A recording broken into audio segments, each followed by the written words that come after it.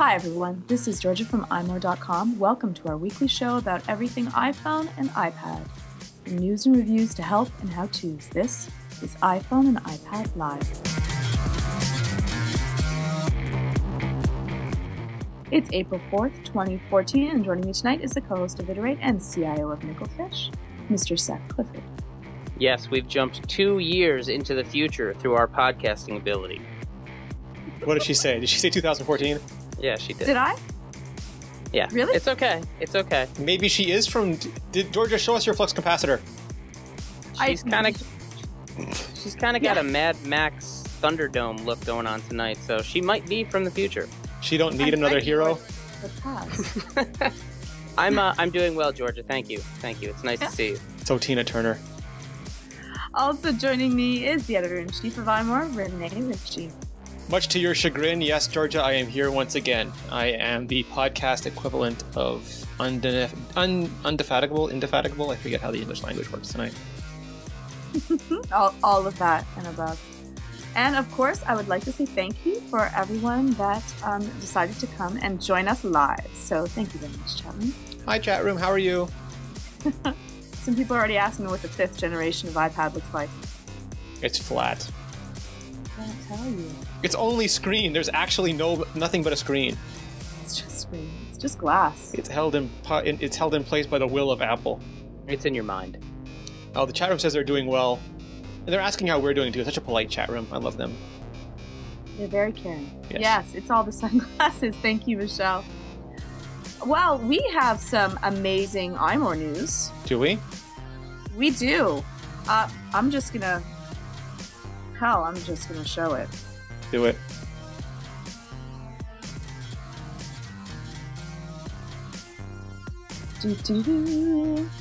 There we have it. I don't know if it's in glare. What is that? This is the official iMore app. Woohoo! And you can see by the fabulous, no-nonsense design that, yes, this was by Nickelfish. Really? Those eager young go-getters put that app together? They did. Well done, Mr. Seth Clifford. Beautiful. Here we go. I'm really glad everybody is enjoying it. Oh, we're getting raves. I mean, have you seen the responses so far?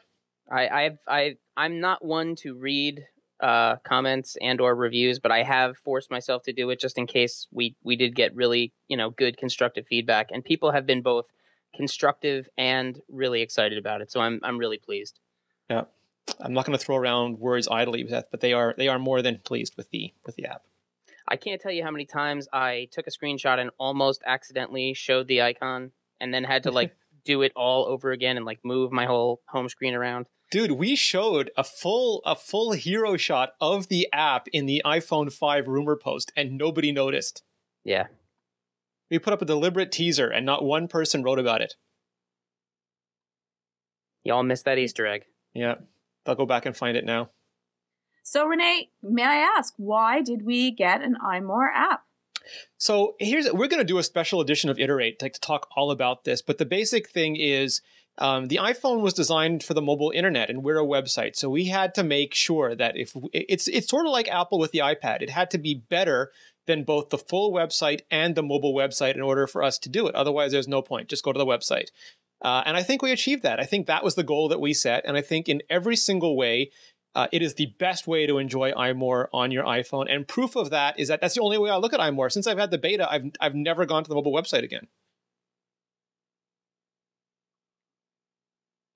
It is really a beautiful application. It's clean. It's easy. Everyone should take a peek at it and let us know what you think. Should I show it off, Georgia? I got some video. I would love for you to show the video. I haven't actually seen the video, so I'm kind of really excited as well. What's happened to you? It used to be this legendary giant. All right, coming up. Hang on. Oh, it's not coming up. Technical difficulties. 1 second. Let's do that again. Now I'm going to travel back from iMore.com.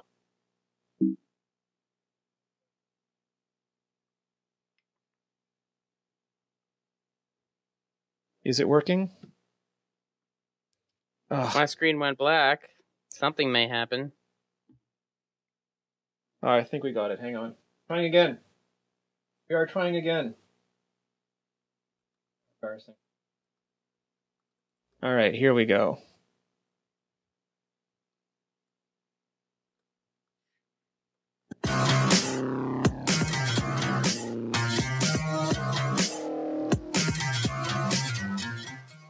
Hey everyone, this is Rene from iMore.com, and we are taking a guided tour of the iMore for iPhone app. Now it loads up a list of all our most recent news. That's the first tab you see here, News with a lightning bolt. You can also take a look at apps.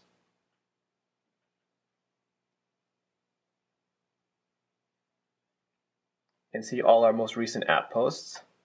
Accessories, if you're looking for something new to deck out your iPhone or iPad. Podcasts. And we'll look at all of these individually in just a minute. And there is more. For example, if you're interested in how to use your new iPhone or iPad, you can pop in here and see a whole bunch of really helpful help topics. Go back. In here, we also have the ability to change the tabs. So let's say you like news, but you really want to see everything right away. You can just pick up the All Articles tab and drop it right in its place. You can pick from any of the available options. They include news, apps, accessories, podcasts, how-tos, reviews, contests, all articles, send us a tip, downloads, and about the iMore app. And you can put them anywhere you like. And when you're done, you just tap on done. So going back to how the app works. It loads, it pulls up everything from the interwebs. You can pull down to refresh anytime to make sure you have all the latest information. You can scroll through and it separates them out by day. So that's everything from today, from yesterday, just in a list view. It'll pull the images as it goes, so you're never waiting for the images before you can get somewhere. And it scrolls really nicely. Once you find something that you want to look at, for example, we're going to go right to this very app announcement post. You tap on it, it will take you in there. It'll show you the artwork, the pictures, the photos. It'll give you a complete view of the article, including everything in there, links, pictures. If you want to read the comments, you just tap through. It'll show you all the comments in reverse chronological order, so the newest comments on the top. And you can go right back. If you like the article and you want to share it, you can choose to post it to Twitter. And it will include the URL. You won't see it here, but it does include the link to the article, a picture, and you just tap on send, and it tweets out. You can also choose to share it on Facebook, to email the link. I'm skipping ahead. You can look at podcast too, full podcatcher. And you'll get a little podcast control that'll let you scrub back and forth. So you can watch this show on your iPhone. How meta is that? Network, you can just tap on all shows. That's awesome. You see Android Central, Crackberry, Iterate, the Palmcast.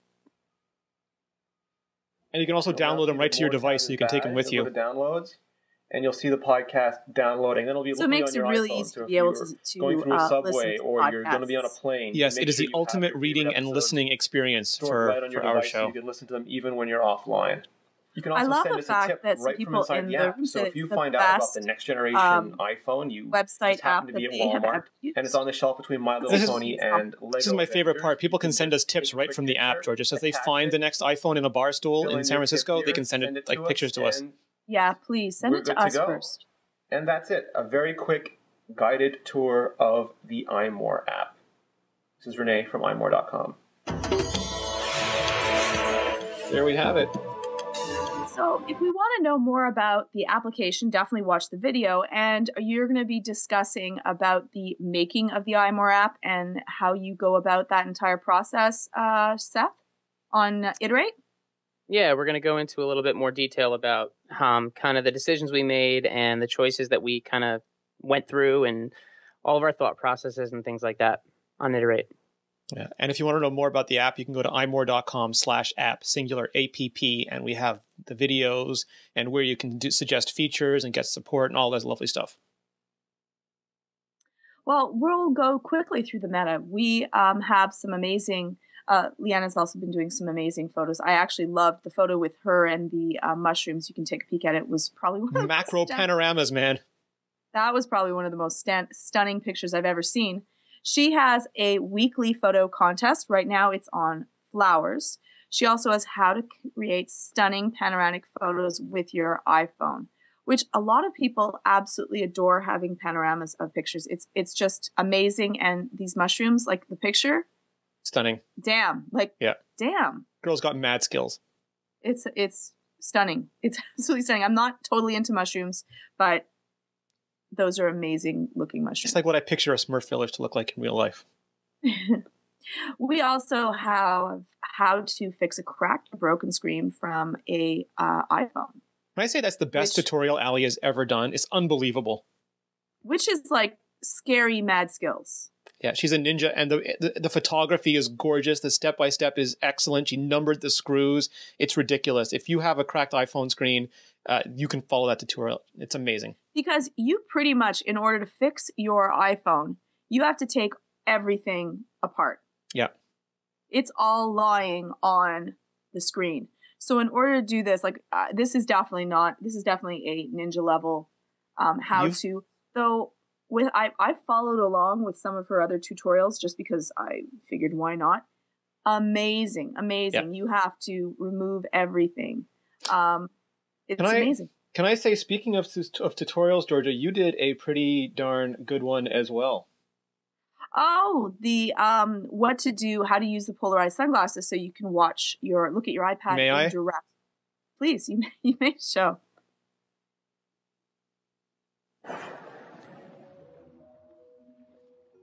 Wow, I only paid $5 for this Amazon Kindle paper, and it is so crisp and clear, even in the bright sunlight. Amazing. Miss, excuse me. Yeah? How can you even see anything in all this glare on that stupid Apple product? Well, I'm using polarized sunglasses, so all I have to do is rotate 90 degrees, and then it's easy to see. And these polarized sunglasses cost less than the Kindle Fire.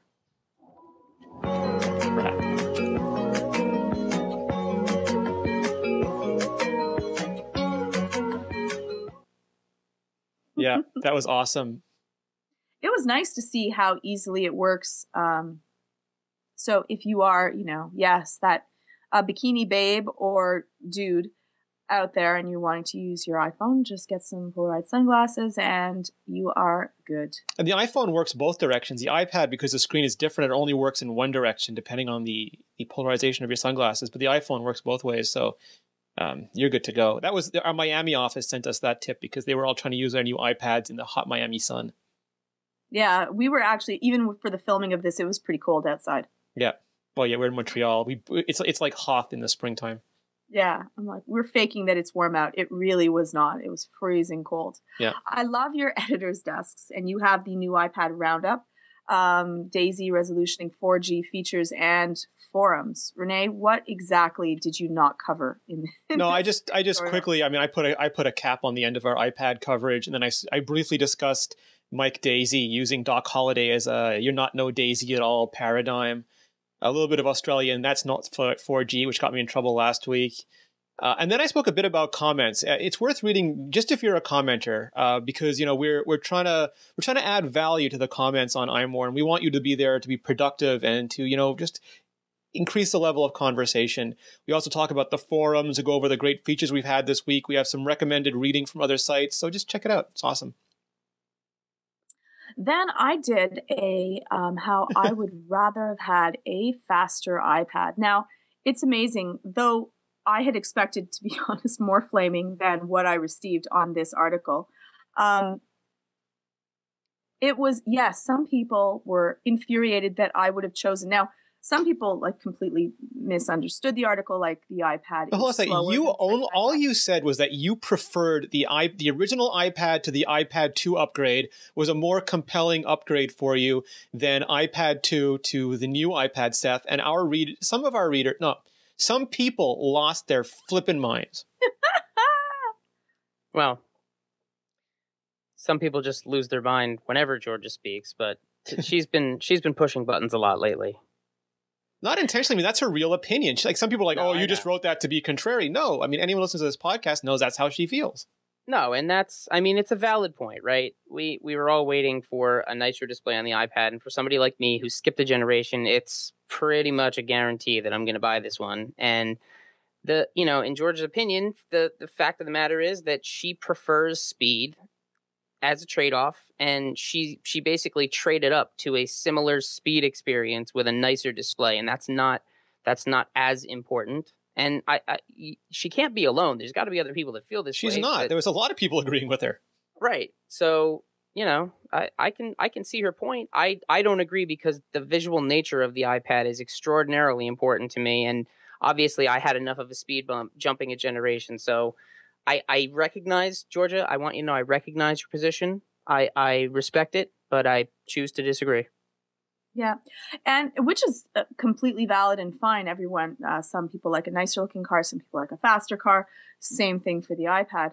The interesting thing is that people are so strong. Like the Apple fans are just so singular in their mind frame. Some, not most, but definitely some. That it was like a vocal minority. Some people actually took it as if I have now harmed one of their children, which is an interesting thing to talk about, about the strong nature that people have when they feel so passionately, so caringly. And yes, I carry my phone around everywhere, so I can completely understand how that would be. But that, people would be so incensed if I don't, A, upgrade, or two, feel that they made a right choice or a choice that I would have liked. Well, you like the iPhone 4 because that gave you a Retina display and a lot more speed. Yes, perfect. I'm all good. Yeah. I would have even taken a little bit more speed. It didn't have to be a lot more speed. I would have rather a lot. And someone actually told me that they would have rather to have the same processor, but to have the same screen, the same speed, just so that they could have like 24 hours of battery life. Yeah, I think the math works out to 17 hours. If you had the same screen with the new battery, you'd get 17 hours of battery life. That's a lot of battery life. I wouldn't need that much battery life. But if you're, taking the iPad to go, I can see how that might be an issue. So let us move along. Google is showing off Project Glasses. This is an HUD interface with your eyeglasses. Rene, is this vaporware? This is demoware. I mean, this is not a shipping. You want to see the video before we talk about it? Is that easier? I would love to. All right, hang on a second. This kind of thing actually gets me really excited, but then I'm going to tell you why you're going to hate it more than anyone in this universe in 2 seconds. Oh. We'll show it first, but you are not going to like this at all. Here we go.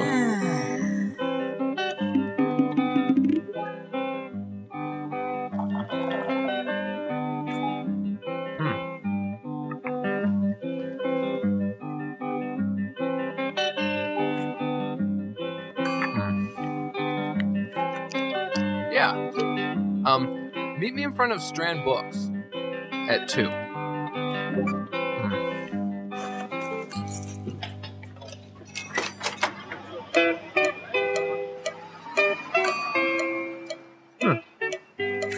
Oh man, really?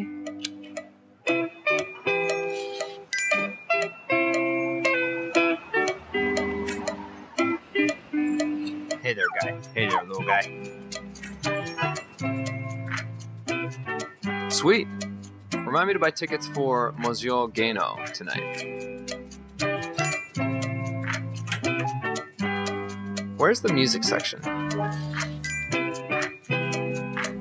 I'll skip ahead on this slightly too. Share it to my circles. Oh, I'm running late. Music, stop.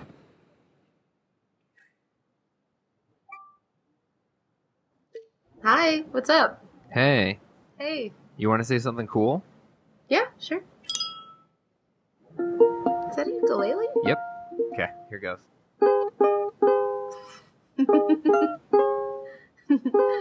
That's beautiful.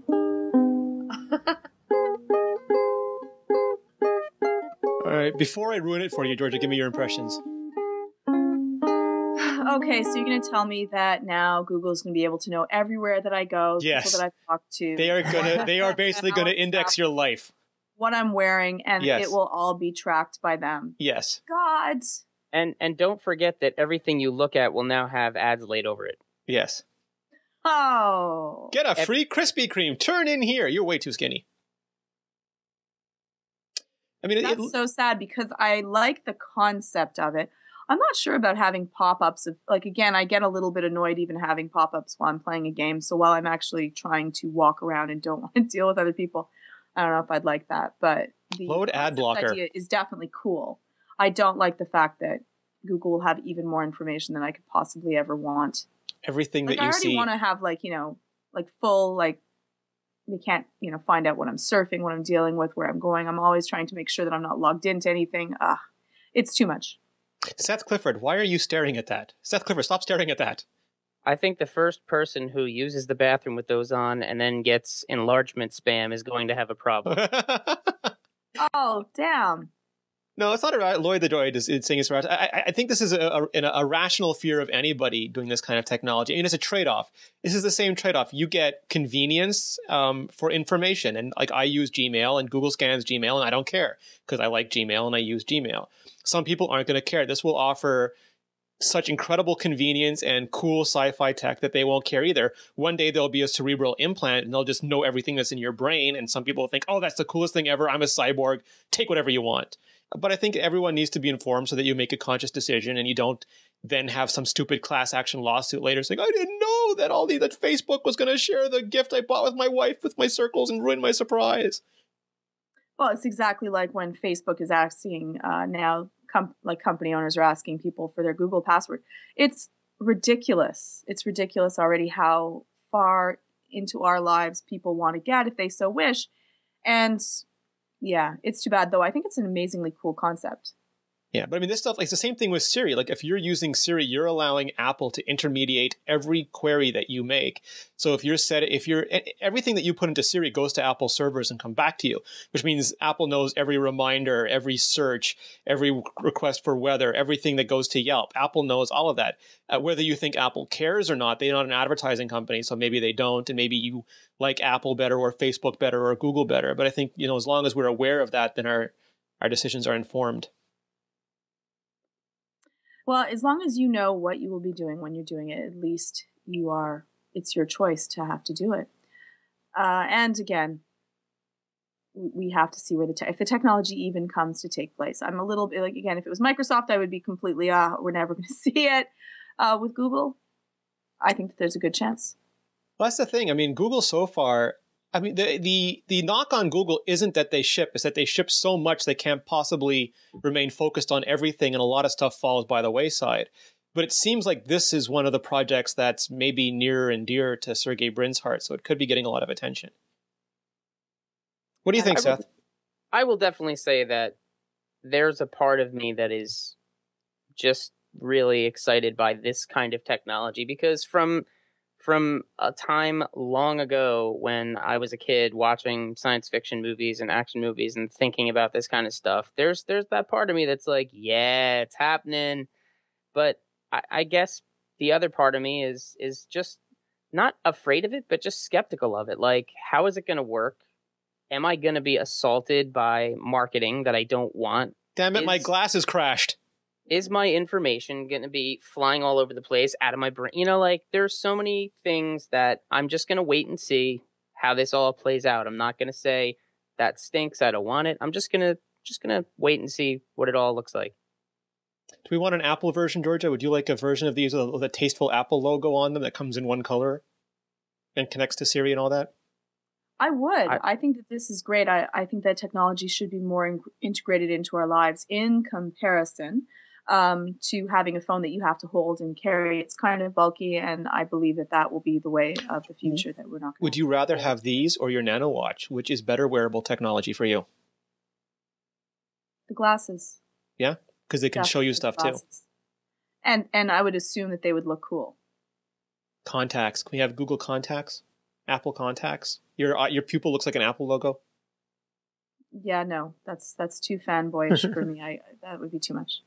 Well, no, it's a stately infrared Apple logo that brings you all the information you need right into your cerebral cortex. I know, but I wouldn't want my iris to look like a Apple. All right, try to make something good for you, and that's all I can return. So, Rene, I have a question for you. Yes. And you asked it yourself. So, if AT&T can unlock an iPhone at Tim Cook's request, why can't they do it simply when it's I almost laughed, I actually chuckled. Why can't they do it when it's the right thing to do? I mean, that was my question. Like, it started off with this guy who moved to Canada and had an iPhone 3GS that was off contract, and AT&T wouldn't unlock it for him. Basically, the U.S. law says that carriers have to unlock any off-contract phone on request, but they're allowed one exemption, and AT&T has chosen the iPhone as their exemption, so they legally do not have to unlock it.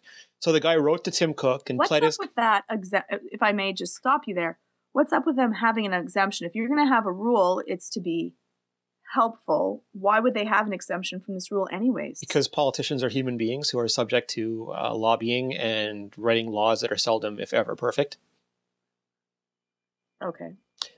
So basically, so he wrote to Tim Cook saying, I'm a lifelong Apple fan. I just want to use my Goram iPhone 3G in Canada.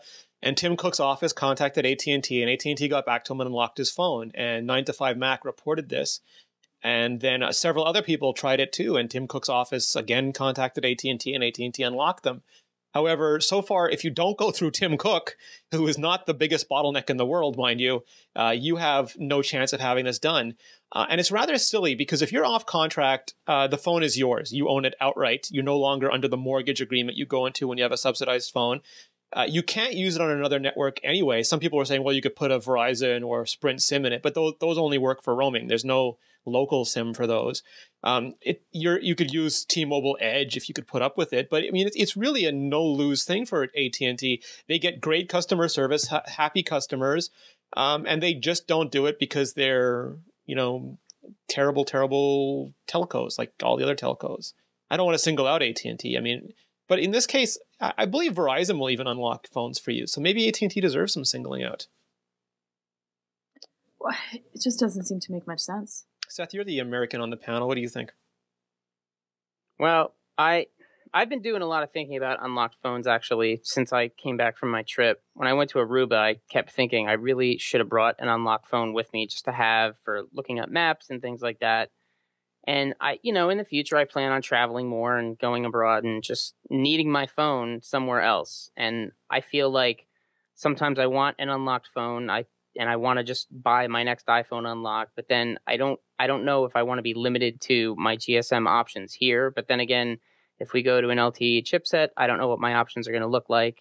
So I've been thinking about it a lot lately, and I think that the ability to unlock a phone that's off contract, it should be a moot point. It shouldn't even be an issue. But I kind of also feel like the whole exemption thing is nonsense. I feel like if I'm a paying customer of AT&T and I pay my bill every month on time, no problems, and I go to Europe and I say, hey, listen, I don't want to pay a horrendous international roaming fee. I just want my phone unlocked. I want to buy a SIM there. I want to use it. And I'm still paying my bill here. I don't see why that's really a problem. I didn't sign up for the international roaming plan. That's an optional thing I can add. I signed up for my 2 years of domestic coverage, and that's what I'm paying for. So if I want to go abroad and throw a SIM in it, I should be able to do that. There shouldn't be all these hurdles that you have to jump over, and you shouldn't have to go to Tim Cook just to use your phone out of the country. All enemies, ridiculous. Foreign and domestic, sir. Yeah, well, domestic is right. It also comes down to why upset your customers? Like, why not? AT&T is making enough money that they can, unlock a few phones. Yeah, why not give your customers a delightful experience so they come back to you again? Exactly. Why not it makes me have a certain amount of animosity. Not for nothing, but if the international roaming plans weren't so horribly overpriced, I probably wouldn't care as much. Yeah. But you're paying exorbitant amounts of money for a fraction of what you would get here. If they made that fair, people probably wouldn't care. I mean, obviously, this guy's in a different situation because he's living out of the country, and that's a much different story. But I think it's ridiculous. I really do. I got something ridiculous for you. You ready, Georgia? Please. Okay, what is it? Well, we can show it. I have to say that being at the top of the pack causes that people are going to take shots at you and try to take you down in whatever way they might want. Samsung went at it at a very interesting way with cute ads talking about baristas and the, fanish ways the cult of Apple makes people wait in line and has the phone there. Now, Nokia went at it a little bit of a different way. And they decided that they were going to really just beat the crap out of 2010 Apple. They do not like 2010 Apple, and they're going to take it to them. And slightly creepy, though I want to get Seth's view You want to see it? On it. Please, can you cue one up? Yeah, let's go. If you ever thought that maybe your smartphone wasn't all that it was cracked up to be, that's because it wasn't. In this recently obtained, never-before-seen footage, we go behind the scenes to get the rest of the story. Guys, am I crazy or did all the signal bars just go away? That's because you're holding it wrong. That is user error. Okay, well, how am I supposed to hold it? Not like that. Shouldn't I just be able to hold it however I want? Stop acting like a spoiled child and use the approved grip. Look. Hey, no signal. Don't hold it like that. It's still doing it. You know what? Just put the phone down. But I want to know how to hold it. Don't make me fire you. Fire him. SmartphoneBetaTest.com. Can I say worst website? Like, smartphone beta test means absolutely nothing to my mom, and my mom is the usual Apple customer. So these ads are a failure on so many levels. Now, do they even mention that it is the iPhone? Well, they've got like a bad iPhone picture, and they're marketing to geeks and nerds. There's so many phones. Like we can tell by the holding them wrong that it is about the iPhone, but that's us. Yes. So there's so many phones that look like the iPhone. I don't even think it would hit the target market. Yeah, no one would even know. They're just thinking, okay, well, And it doesn't say it's completely negative. It doesn't say buy a Lumia phone. It doesn't show why a Lumia phone is great. It doesn't do anything but confuse people. It's very odd. But I don't even know if it does that. I think it confuses people over what they should even be confused about because they're not. Again, they don't really show that it's the iPhone. Only people that are like, again, if you're already in the know, you've already chosen a phone. Well, if you're with Android, odds are you're going to stay there. Some people flip, but odds are you already have the experience and and it's not even about the 4S. Here's the thing for me. It's like having a Get a Mac ad without the Mac. It's just like just having the PC guy there talking to himself for 5 minutes. It would be meaningless. And it's creepy. The ad actually creeps me out suddenly. The voice, the that's watching you. Look to it. It creeps me. It actually gives me a negative reaction to the ad. Like, I don't want to watch it. It's like, ugh, you want to see another one? Antique ad. Yeah, they're creepy. Hang on. It's like a train wreck. If you ever thought that maybe your smartphone wasn't all that it was cracked up to be, that's because it wasn't. In this recently obtained, never-before-seen footage, we go behind the scenes to get the rest of the story.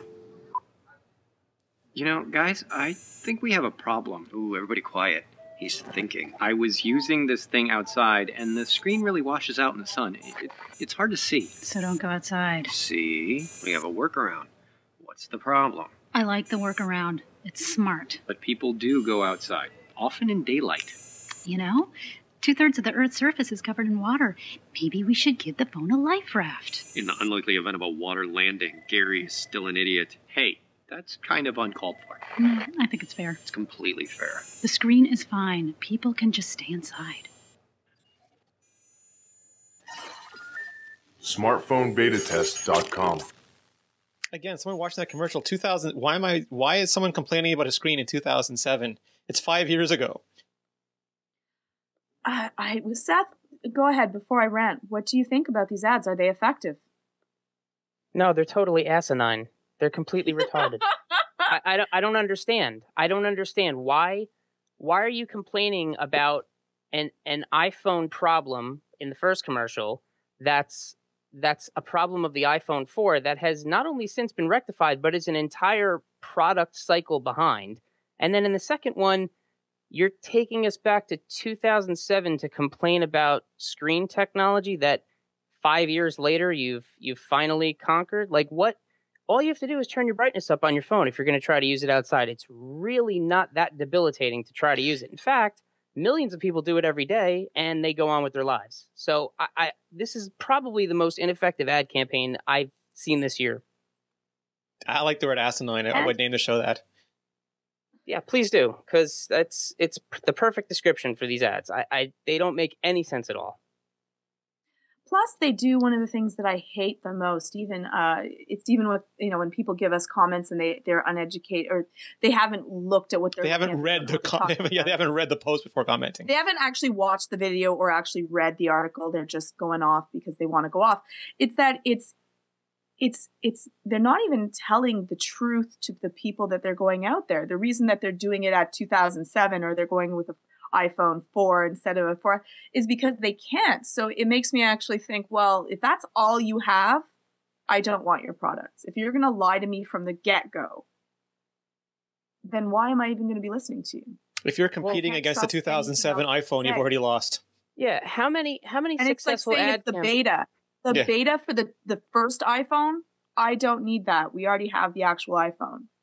Like, that would have been cool in 2007. And probably would have sold a whole bunch of iPhones. How many successful ad campaigns have been launched and bolstered by taking down something else as opposed to selling a good product and talking about what makes that product great? I can't recall a single time when making fun of something else made what you're selling actually better.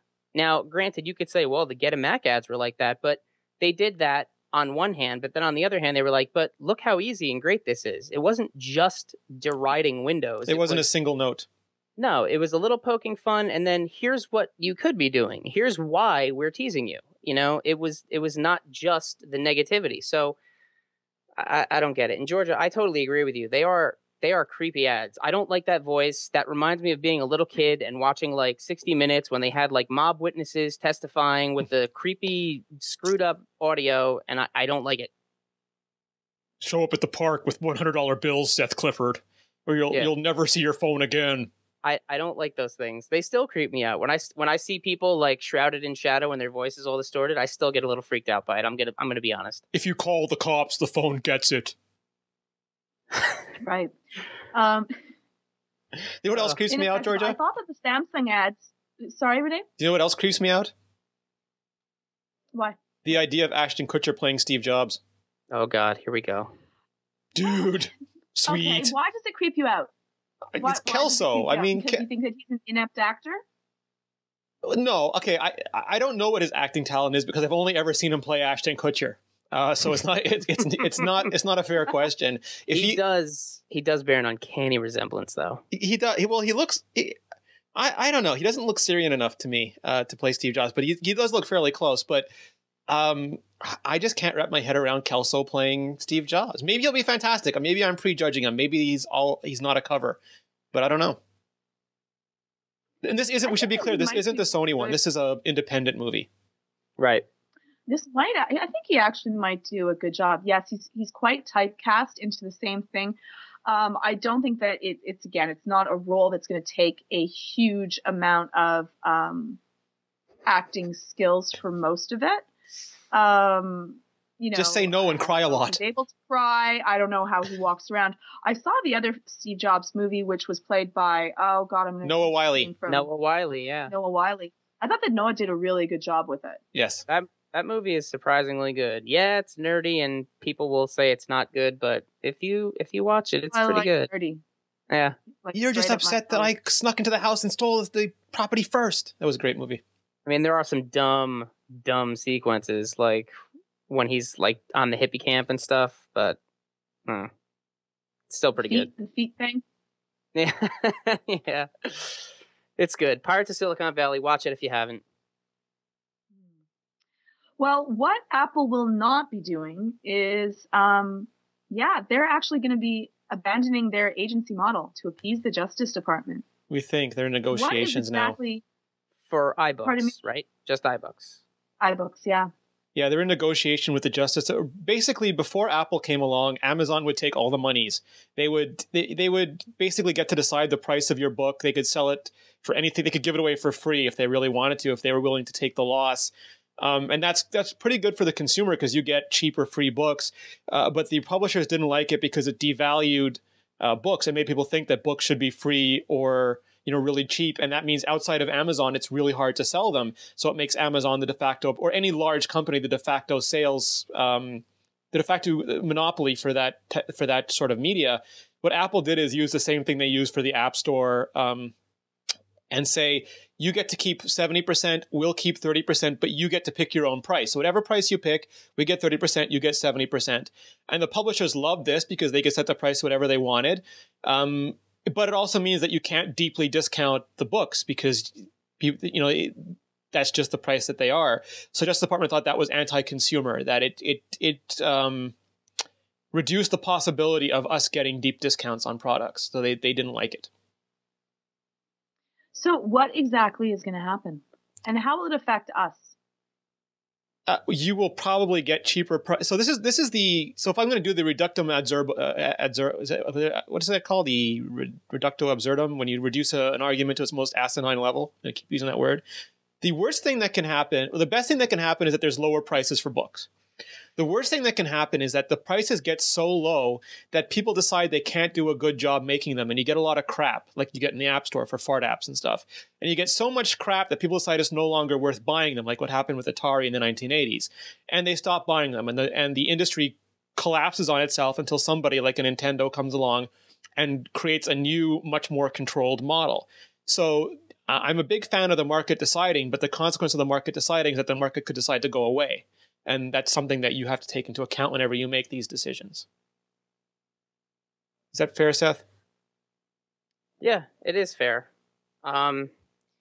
It's hard because we're still, even though ebooks and things like this are really maturing right in front of our eyes, we're still in the really, really, really early stages of this kind of market. And there's still a lot of decisions that have to be made and a lot of probably walls that have to get taken down and new walls put up before things kind of plateau, because it's still a lot of old thinking and in a new kind of sphere, and it's going to be a long time before everything kind of balances and people stop crying about every little thing that comes along that doesn't fit their existing business model. But yeah, it'll be interesting to see what happens with this and how it actually changes the landscape. Well, talking about the change of landscape, it is pretty much, you wrote an article, Rene, about Apple, Google, and the value of iOS. And you broke down some of the numbers. Yeah, well, I didn't do the math myself. I kind of looked at what they were reporting and tried to figure out what it means. So it started off with The Guardian, who looked at there's an ongoing lawsuit between Oracle and Google, where Oracle maintains that Google's basically stole Java from them without licensing it, and they want heaps and heaps of money in penalties over this, and the courts are going through it now. But part of that was earnings. No one really knows how much money Google makes off Android or how much money Google spends for Android. But the Guardian tried to figure it out, and they said that it looks like Google makes about $500 million so far. The entire length of Android, Google's made $500 million. But they've made $2.5 billion off of mobile in general. So where does the other $2 billion come from? And they think it's primarily iOS. So they said that Google makes 4 times the amount of money off people using iPhones and iPads than they do off of people using Androids. Marketing Land said that's not true, that's only looking at part of it, and there's no way to draw any conclusions from this. But Horace Dedya from Asimco said that he's run the numbers many, many ways. And even if these aren't 100% accurate, they're still in the ballpark enough that you can say that it's generally true. It may not be 4 times, might be less, might be more, but no matter how you slice it, it looks like Google makes way more money off of Apple products than they make off of their own products. And that's kind of interesting, Georgia, because it means if Android wins, Google wins, and if iOS wins, Google wins, which is smart from a competitive point of view. Win-win. Yeah. Yeah, that's about it. It's a lot of numbers. Yeah. We did ask, though, something that is often a pet peeve is how often should the App Store ask you for your iTunes password? Should it be after you get down every app? Should it be depending on if it's priced or not? So we went through, well, what happens? What do our readers actually feel? And we asked, should it be every time for security over convenience, as it is now? Should it be always for purchases and never for updates or freebies, which is good except for when you don't want to update? Could it be current time-based settings are fine, in which, for a certain period of time after your app is there, but if your children are now using your app after you've bought something, you might have, 1,000 Smurf berries for $99. Oh, they stopped that. You can get other apps, but you can't get in-apps anymore. Yes, I'm just being rhetorical. Oh, okay. For any other, applications that they want to get, downloading whatever, suddenly you have the Wall Street Journal subscription. Current time-based settings are fine. Then it was never, let me see it, set it and forget it, or it's complicated. So perhaps it would be your choice. Apple never loves me. And let's go down. It was 16% said every time, security over convenience. 62% said always for purchases and never for updates or freebies. And then 10% said what they have right now, so time-based settings are fine. 8% said never, let me set it and forget it. And 2% said it's complicated. So, what do you think, Rene? I'm throwing it to Seth first.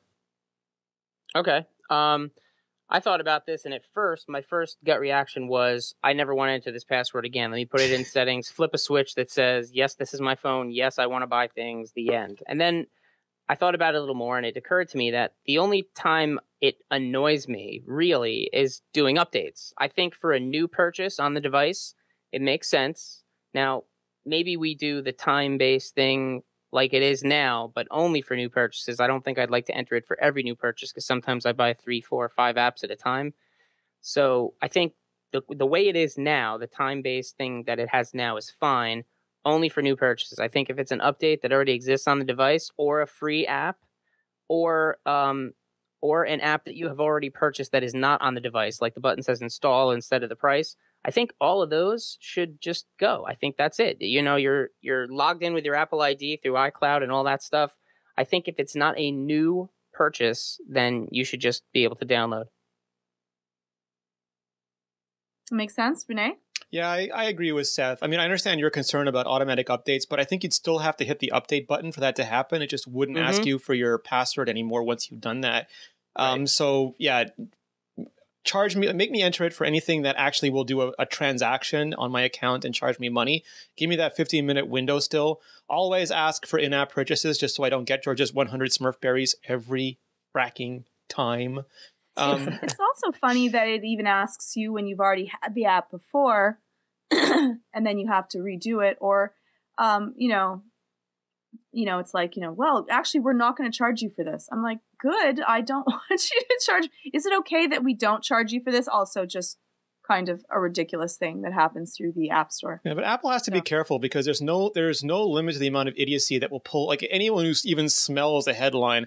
Senator Al Bankin is calling Apple to report to Congress on why his daughter bought 2 Smurf berries. So I understand why they're hyper vigilant, but I think there's a better compromise to be made. But if there's no cost involved. Yeah. If there's no financial component. What is truly the risk? One of George's kids updates all her apps and she's aghast and she writes an editorial that's mean to Apple about it. I'd rather I have to have a password to delete all my saved games than install an app. Like if I had the choice between it, I would much rather that. Where'd all my Angry Bird levels go? Sorry, suddenly Mom. I have crappy Twitter instead of the good Twitter, but having my games deleted. Now that they could have a password for. That's a different problem, though, right? Like app updates and things like that you're talking about. That's a different kind of issue than there's no financial component. That's just a use case where you don't want to do something. So as long as there was a physical action you had to take, like pushing the update button, and it doesn't just go automatically, I think that's got to be a good split, because the only time people get up in arms about this is when it costs them money, right? Yes. Right. Yeah. And the only thing that's unfortunate about like the updates is if you want to go back because you liked like say that you like the Twitter app before it was changed, you can't go back to it once it's updated. That's You can't get the old yes, new Twitter back. If you actually plug your phone at some point in. And you managed to save the old dot app. Yeah. Was it IS? I forget the extension. IPA, right? IPA file. Yeah.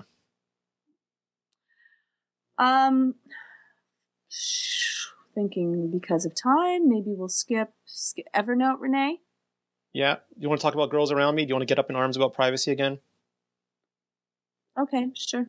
Well, we'll do it quick. So Girls Around Me was an app that would make you log into Foursquare and then find women around you who also logged in on Foursquare, match them to their Facebook profiles, and give you all sorts of information about them. And it set off the creepy alarms on Cult of Mac first, and then a lot of other websites. It's creepy because people share this information, but they didn't know that it would be aggregated and used against them. And Foursquare was kind of not really forthright about this. They removed the API access because they said that you weren't allowed to do this to multiple people at the same time, where I think a lot of us would rather that you're just not allowed to do this, regardless of the quantity of people involved. That the laws are not really there to do it. If you're logged into Foursquare, period, it's tracking where you are. Yeah, and they said it's fine if you want to manually go through and find each woman separately at a time, but they just don't want to make it easy for you to large-scale sift through women. This is part of a bigger discussion, though, that we should probably have at some point, and it centers on not just go through your settings on these different social networks that you belong to and make sure these switches are flipped. I mean, it's an understanding that most people don't have about the way that these APIs kind of cross-reference one another and aggregate this data and present it in another way that actually has completely different intent than the social network you signed up for. And most people don't understand that at all on any level. Yeah. And there's an argument. I know Jerry Hildenbrand on Android Central had an excellent argument saying that we're all personally responsible for what we share. But my counter to that is, I don't know how to fix my car. Time was, if you couldn't fix your car, they didn't think you had the right to drive your car. And, a long time ago, you had to be a mechanic to drive a car. I think we've gotten to the point where computers are appliance-like enough that we shouldn't expect everybody to be an expert in everything to use them, and that these settings should be as easy to use as the devices themselves. If it's easy to share your location, not sharing it should be just as easy and obvious. Unfortunately, when something becomes so essential for day-to-day survival as computers are, no matter pretty much most jobs that did not even need computers beforehand are now, it is a necessity.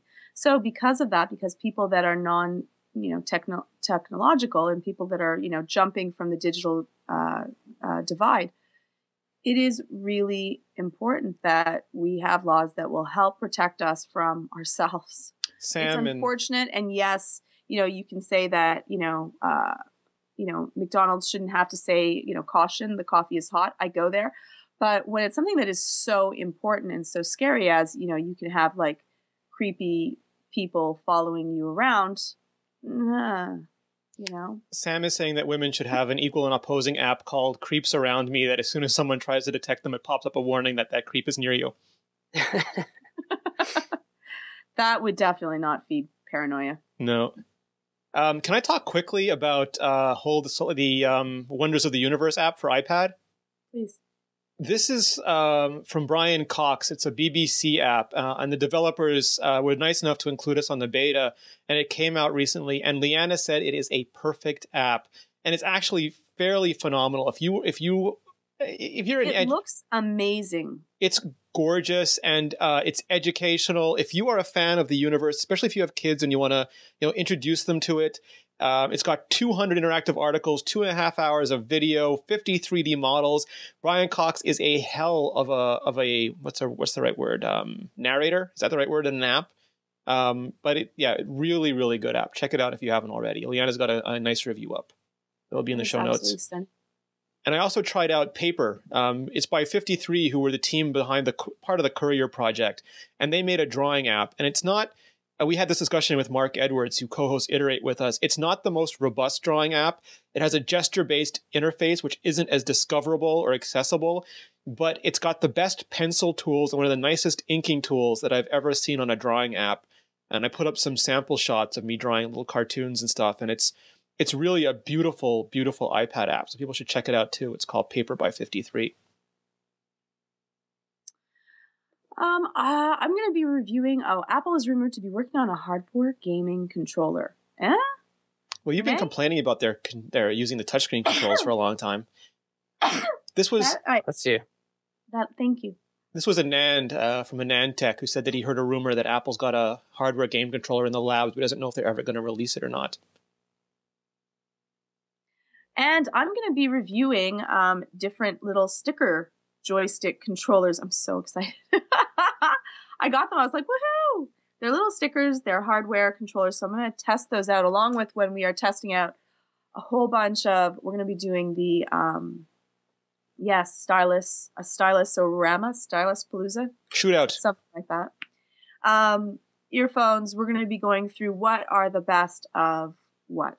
So we will take a look at that. Oh, and also I would like to say thank you to Photo Jojo for this really cool. I was hoping that actually Leanna would be here because I thought that she would just love to rock this. Yeah, fabulous thermos mug. Cool. They have short ones. They have long ones. I love the website. They have some of the neatest stuff. Nice. It looks fabulously cool. That looks awesome. So look out for more reviews to come. And you're also going to be doing a MacBook Air versus iPad 3 shootout, which I can't wait for. We're going to be doing all kinds of stuff. I've actually taken a day off just so that I can do a little bit more. And no, it's not heavy. It's really, really light. I'll put the website in the chat room. Nice. You know, you said hardware gaming controller, and all I can think about now is that little iCade Bluetooth gamepad that I saw at CES.